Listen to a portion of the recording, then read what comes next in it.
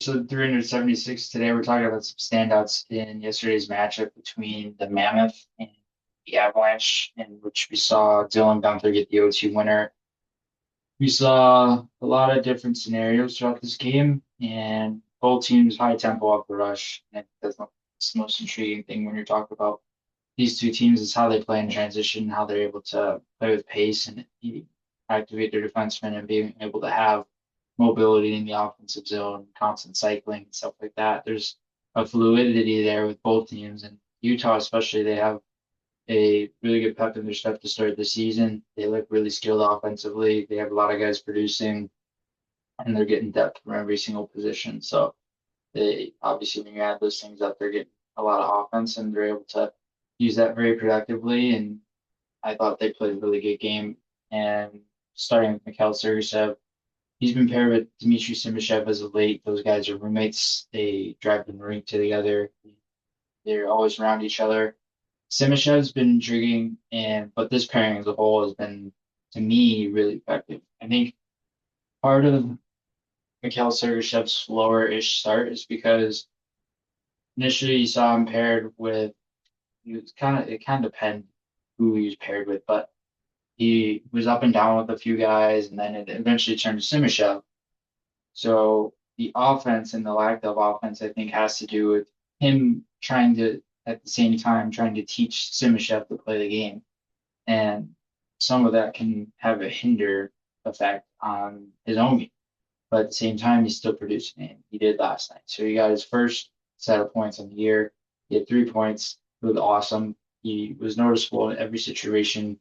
And I think if they're going to be a top contributing team this year, they need to get offense from their back end too, not just up front. And you could argue that's a bit of a question mark when it comes to Utah and Sergachev, not necessarily a 60, 70, 80 point guy yet, but there's still potential for him to hit that. And and so you look at the core that Utah has on their back end, they still have a lot of puck movers. They still have a lot of guys who can close gaps. They have a good mix of young and veterans in terms of talent. And they just honestly they need guys who can just move the puck up to their forwards because their forwards do most of the work. That's the thing, and they can shut plays down offensively. So as long as you have those quick ups, those outlet passes, and they're able to get the passes off to guys like Gunther and Keller and Cooley and even Barrett Hayton, Nick Schmaltz is on a hot streak right now. Those type of guys and whoever else I'm missing, those are just off the top of my head. Paterka and getting the puck up to those type of guys is going to be very important. So that way they can just move the puck up and then they can get three forwards on the rush or they get tempo on the rush. So there's a lot of skill and a lot of hockey IQ that goes into these forwards that have Utah's core. So me and Clayton Kelly and Dylan Gunther obviously noticeable. Those guys are pretty much gimmies at this point, like in terms of how skilled they are, how offensive they are, how they can play in basically every single situation and just be reliable. So those guys are their top guys. And Nick Schmaltz has just been on a hot streak. Power play, 5 on 5. He is up to, I believe, 10 points in 6 or 7 games right now. And he's been playing lights out. He had 4 point game the other night. I believe he had a hat trick in that mix as well. Just looked dynamic. He looked dynamic in terms of how he's able to move the puck, how he's able to cycle it, transition it, and how he's able to move off the puck too. So a lot of situations where he's been key. As for Colorado, I think the gimmies for them were noticeable. Nathan McKinnon was getting shut down most of the night from Pamelka. He had a lot of shots on net, but wasn't able to break through on Carl. And McCarr, Natchez, those guys obviously noticeable as well, along with Archery Lehkonen. And I thought Landeskog showed a little more offense. He had a goal that got called back. So he would have had a goal, but it was offside. And so he ended up with no points.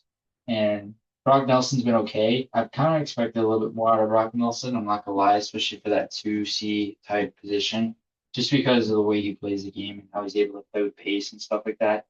You would think there'd be a little bit more to start the season out of him, just because he's a facilitator. He can manage the puck, he can manage the tempo. He's good at managing the rhythm of the game.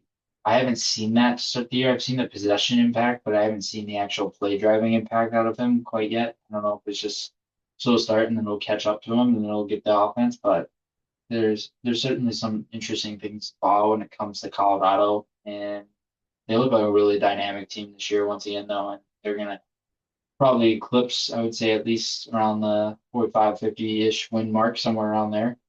And yeah, they just look really good. They're exciting to watch as always, and they're a very exciting team to learn from as well.